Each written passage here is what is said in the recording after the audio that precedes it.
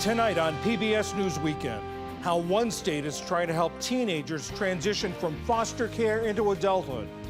Then the unregulated shadow industry charging veterans to help make disability claims despite a federal law barring it.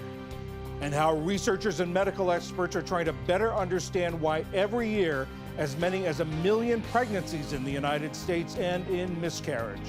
All of us end up blaming ourselves. I did that myself, and I am a specialist in this field, but most of the time it's not your fault. It's not something you did.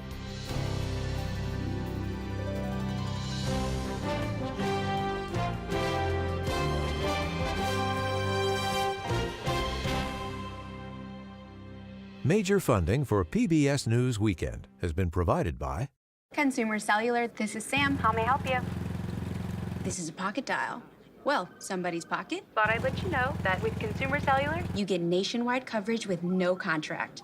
That's kind of our thing. have a nice day.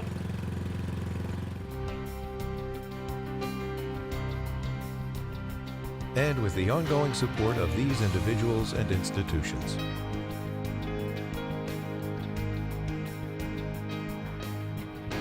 And friends of the NewsHour.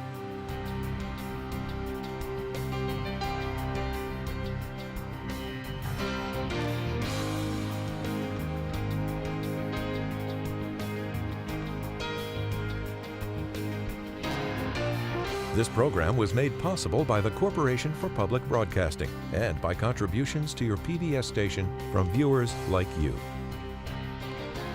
Thank you. Good evening, I'm John Yang. Palestinians say an Israeli airstrike on a United Nations aid distribution site in Gaza City has killed at least 8 people.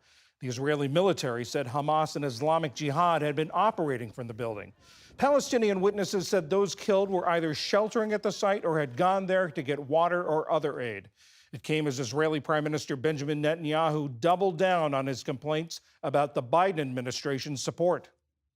But about 4 months ago, there was a dramatic decline in arms supplies from the U.S. to Israel. Over long weeks, we have turned to our American friends with a request to speed up deliveries. We did it time and again. Israeli Defense Minister Yoav Gallant, a Netanyahu rival, is to meet in Washington this week with Biden administration officials. The White House has denied any slowdown in weapons shipments. The Saudi Arabian health minister said that more than 1,300 Muslims making this year's Hajj pilgrimage died amid scorching heat. Able-bodied Muslims are required to make the journey to holy sites around Mecca at least once in their lifetime. More than half of those who died came from Egypt, leading Egypt to revoke the licenses of 16 travel agencies for failing to provide adequate services or protection from the heat. At least 2 Americans were among the dead. Police in Arkansas said they believe the victims of a grocery store shooting were targets of opportunity. The motive in Friday's shooting in Fordyce, a small town south of Little Rock, remains a mystery. 14 people ranging in age from 20 to 81 were shot, 4 of them fatally. The suspect has been charged with capital murder.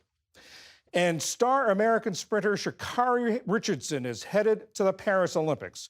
Her winning time in last night's women's 100-meter Olympic trials in Eugene, Oregon, was the world's fastest so far this year. In 2020, Richardson won the Olympic trials but was banned from the Tokyo Games after testing positive for THC. Still to come on PBS News Weekend, the search for answers to why pregnancies end in miscarriage, and how one 9th grader is helping restore Mississippi's oyster reefs. This is PBS News Weekend from WETA Studios in Washington, home of the PBS NewsHour, weeknights on PBS.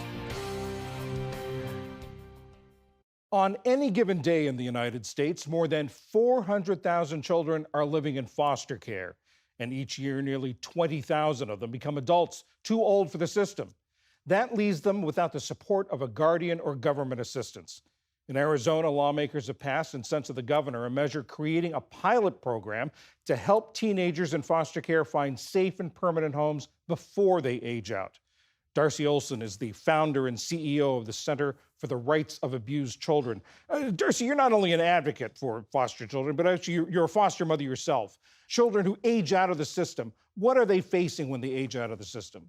Well, we all know that children should be growing up in families, and there are so many reasons for that. And kids who age out are a testament as to why our families are so important. Most of those kids will disproportionately become homeless, pregnant before they would like to be. They will be unemployed, and they will fill our prisons.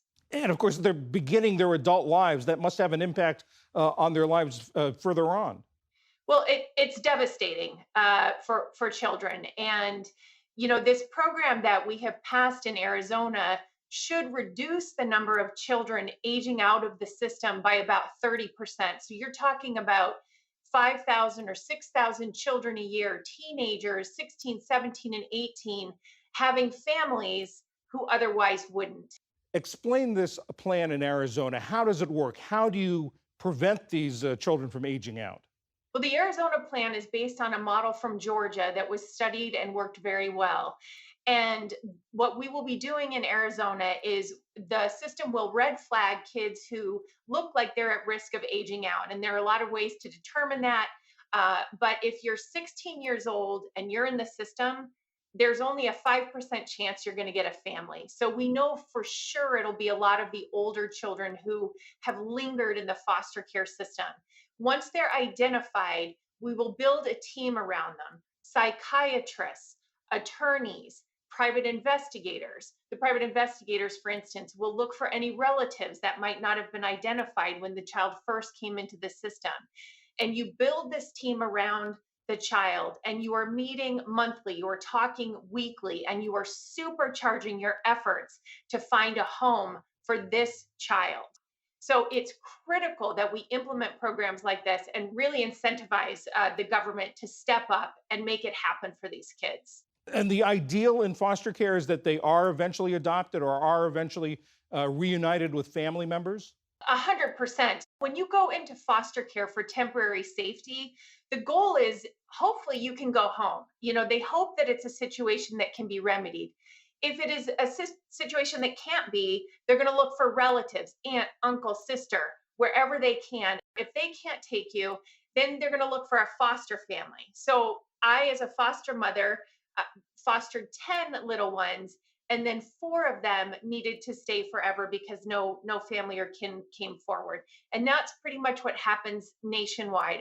So this program will help them, will help build a bridge to those families. May I ask what happened to those foster children you were fostering, who you said had to stay forever? Well, the ones who stayed forever, they're mine now. My car smells like feet and French fries, like any other mom's car. And the other 6 went on to find almost all to relatives, and one took a special placement with a special family. You said that the model for the Arizona program was Georgia. Are there other states that have similar programs? We're not aware of any states that have been as successful as Georgia in reducing the number aging out or increasing the number of children who get families. And so we thought this was the best model out there. Hopefully we can do even better than Georgia, learning and standing on their shoulders. And we believe that there is a home for every child, and that it is simply the government's job to build that bridge from these children in need to the loving and safe families who would love nothing more than to take them in and give them a great home and family. Are there other states that are looking at programs like this, or are you pushing for programs like this in other states? We're taking this all over the country. So we hope to see most state legislatures open in January. So we hope to see many of them and many of their governors introducing this program.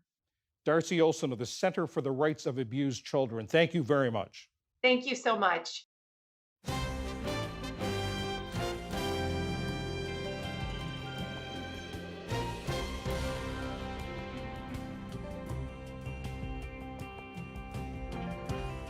In the 2 years that the landmark expansion of veterans benefits known as the PACT Act has been in effect, more than 1 million disability claims have been approved and more are on the way.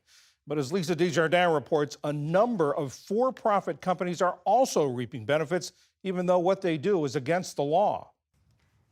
The Bipartisan PACT Act is the largest expansion of veterans' benefits in a generation, including care for veterans exposed to burn pits. Some 3.5 million people could benefit, and the program could near $1 trillion in spending. As the disability claims grow, so have the profits of private firms pledging to help those with claims. That's despite a federal law banning companies from charging vets for those types of services. According to a Washington Post report, scores of uncredited for-profit companies are making hundreds of millions of dollars helping veterans file disability claims. Patrick Murray is legislative director at the Veterans of Foreign Wars. And Patrick, let's just back up. How is it that these firms are making money off of this work with veterans? What they do is falsely offer veterans hope that they can get their claims done better and faster if you pay for it. As you mentioned, it is illegal, but right now there's no penalty for actually breaking the law. In 2006, that was removed. So these companies are operating in a legal loophole that allows them to charge exorbitant fees and not be held accountable. It's really odd to have a law with no sort of penalty or criminal punishment. We've talked about this PACT Act before, but the idea that the federal government is prohibiting anyone from charging these benefits, we see that the companies involved, however, are advertising that this as if this service was legal. For example, here's a company that the Washington Post mentioned in their story that offers sometimes a level of free advice, sort of as an entryway, and then later on, as you see here on this page, would charge a price, sometimes a percentage of any benefits that someone would get. How is it that they're able to operate, even if there's not a penalty, without anyone kind of overseeing this? Is this about the bureaucracy at the VA, or what's happening? So actually, VA has sent multiple demand letters to these companies telling them to stop. So it is illegal, and the agency of jurisdiction, the Department of Veteran Affairs, is telling them what you're doing is illegal. However, sternly worded letters are about as far as they can go because the criminal penalties were removed in 2006. I'm not sure everyone realizes how large the PACT Act is.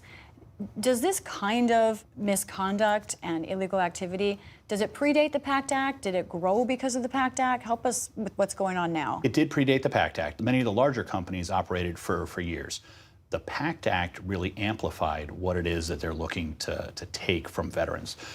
VA just recently announced their 1 millionth PACT Act claim granted. They're putting out so much more money into veterans' pockets. And these companies, a lot of unscrupulous actors around the country, are seeing an opportunity to take a cut of that. So it was happening. The PACT Act really amplified that.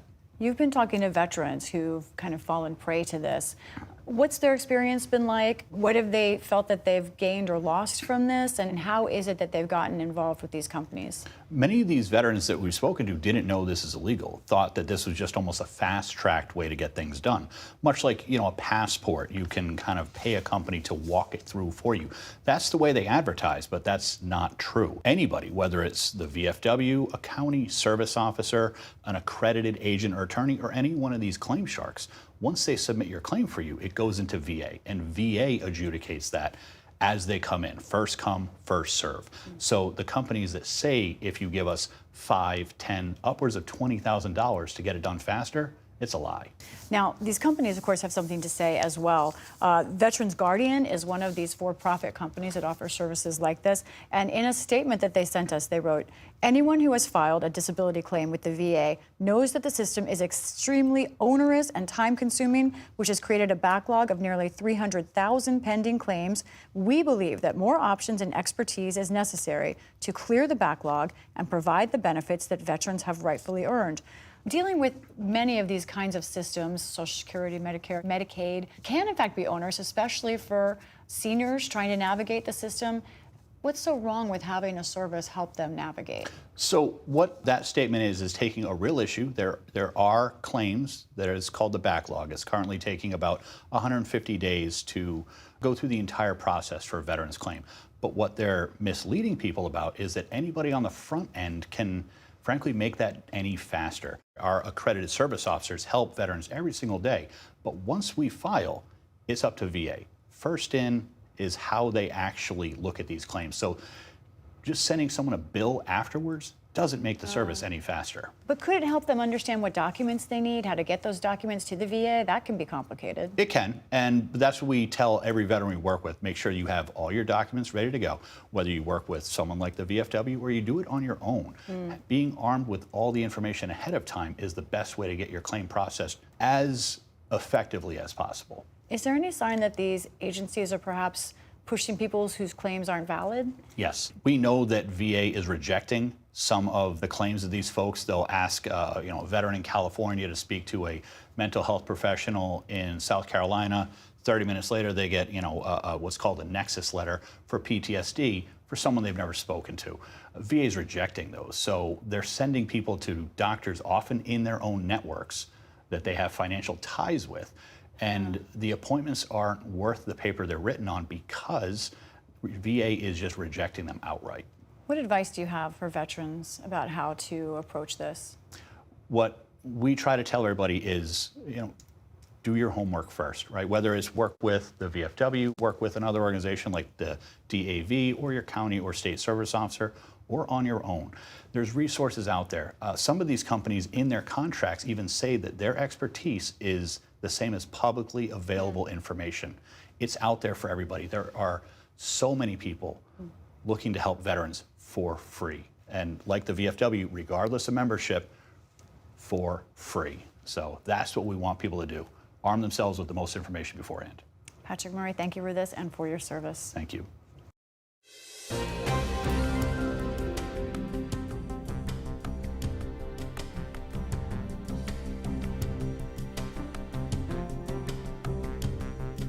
Every year in the United States, about 1 million pregnancies end in a miscarriage. And in as many as half of those cases, doctors are at a loss to explain why they happened. Experts say stigma and shame are hampering efforts to learn more about what causes miscarriages. NewsHour Deputy Senior Producer Courtney Norris looked into this for a very personal reason. As many as 1 in 4 pregnancies in America will end in a miscarriage, but we still know little about why. I experienced this firsthand. When I miscarried earlier this year, doctors couldn't give me a reason. Experts say research on the issue is lagging. It is by far the most common complication of pregnancy, yet most people think it's very rare. And a big part of that is there is such a reluctance to even speak about it. I turned to experts like Dr. Zev Williams with Columbia University's Irving Medical Center, and Dr. Diana Bianchi, the director of the National Institute of Child Health and Human Development. What's different about miscarriage is the guilt factor. Why couldn't I continue this pregnancy in my former practice? People came up with all kinds of explanations why they lost the pregnancy, and probably none of them were true. One problem in miscarriage research is the stigma that comes with the loss. Dr. Asima Ahmad is an OBGYN who herself miscarried. All of us end up blaming ourselves. I did that myself, and I am a specialist in this field, but most of the time it's not your fault. It's not something you did. There are other reasons for pregnancy loss, but the majority are genetic, and you don't have control over that. While most miscarriages occur due to chromosomal abnormalities, little is known about other potential reasons. There is still this black box, this area where pregnancy losses occur, and we don't know why those are happening.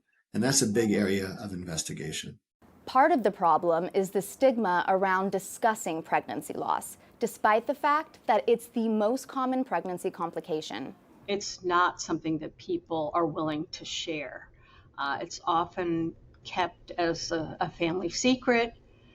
In many cultures, it is particularly important for a woman to be fertile, and any discussion of anything that doesn't result in a live-born baby is not encouraged. Another reason science is behind on miscarriages, she says, is how hard it can be to connect with patients when they lose a pregnancy. With a miscarriage, particularly an early miscarriage, it's quite difficult to collect the material to study. So oftentimes the first indication that there's a miscarriage is that there's bleeding, and one may not recognize that they're actually passing tissue. Finally, it's difficult to get participants for clinical trials for new treatments. There is a great willingness to participate in studies, but a reluctance to be randomized to a placebo group to not receive treatment. And so that, I think, is a very real limitation to the interventions that to sort of conducting the rigorous randomized controlled trials that we ideally would like to perform. While the science catches up, Dr. Maud says there are ways to support people who miscarry, from friends checking in to employers giving time off after a pregnancy loss. Even if it's really early on in pregnancy versus like it was a 25-week loss, it can still be hard for that person. So giving them that time to be with their family, heal. And one hopeful thing research does show, many women who miscarry go on to have full-term pregnancies. For PBS News Weekend, I'm Courtney Norris.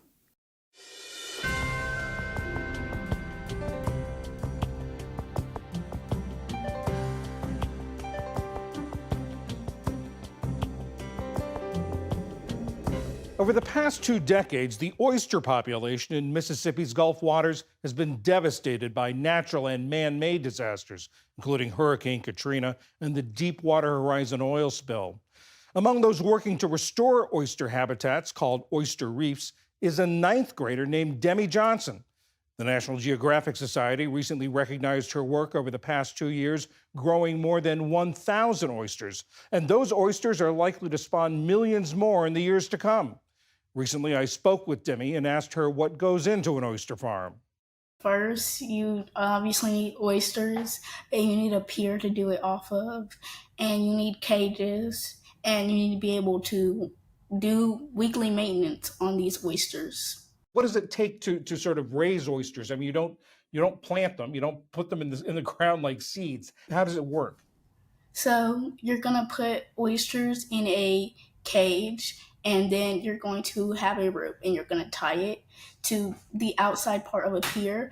And naturally, if you were to drop these cages in while they're tied up, they're going to be just kind of in the water. Honestly, when it comes to like maintaining or taking care of, once a week is fine, just to shake the cages and to get the critters out, because they are seen as a food source to other animals. Once I'm done with the oyster gardening, they are dumped out into another area, and they start to become their own reef. How did you get started in this? How did you get interested in it? So I found out about this through my Girl Scout troop, specifically from my Girl Scout leader. So there's a thing called a Silver Award, and you have to do a project for your community, something community-based. And she just kind of put it up in the air. She was like, hey, you can do oyster gardening at my pier. And I was like, okay, I'll do it. Like, it doesn't sound too bad. And, you know, it's just something easy for me to do. And then a researcher at Auburn University found out about you, I understand, and has actually become a mentor. What have you gotten out of working with her? I've gotten a bunch of information about oyster gardening. So when I first started oyster gardening or starting this project, I had no clue about this. I only thought oysters could be eaten. I didn't know they could be used for restoration. So I was able to learn a lot through her, and she was able to keep in contact with me, and I've been able to learn more and more, and more opportunities have been given to me. When this began, you really had no idea about this, and you've learned a lot. What's the coolest thing you've learned? I think the coolest thing I've learned is that oysters actually serve as a filter in the water. I did not know that. And they actually can serve as a home to over 300 species in the water. So that's just super cool. How does it make you feel that you're teaching people about this? I think it's really cool because I went from having little to no background about this topic to knowing a lot more than I did. So I just think that's like super cool, and I'm happy that people get to learn more. Where does this project go from here? Well, in September, oyster season will be starting, and I'm going to go from 5 cages like I did last season to 9 cages, so just expanding. Has this affected what you think you might want to study in college, and maybe what you want to do as a career? Yes, so I want to attend University of Michigan, and specifically I want to major in environmental law. And once I'm done with that career-wise, I want to represent environmental groups. Demi Johnson, oyster farmer, thank you very much.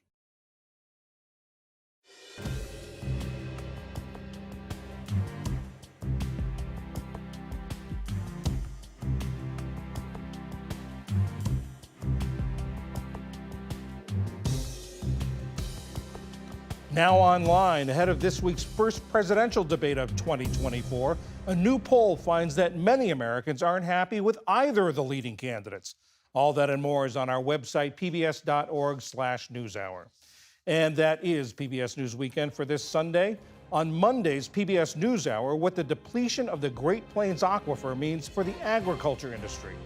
I'm John Yang. For all of my colleagues, thanks for joining us. Have a good week. Major funding for PBS News Weekend has been provided by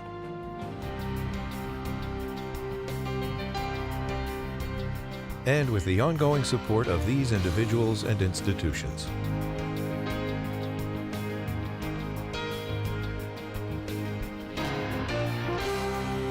This program was made possible by the Corporation for Public Broadcasting and by contributions to your PBS station from viewers like you.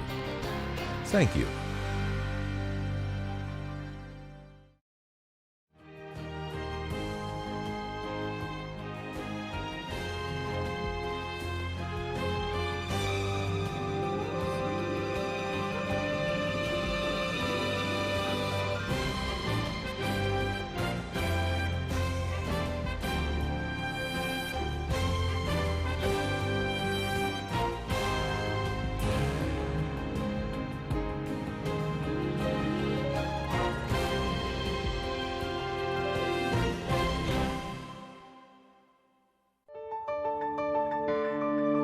You're watching PBS.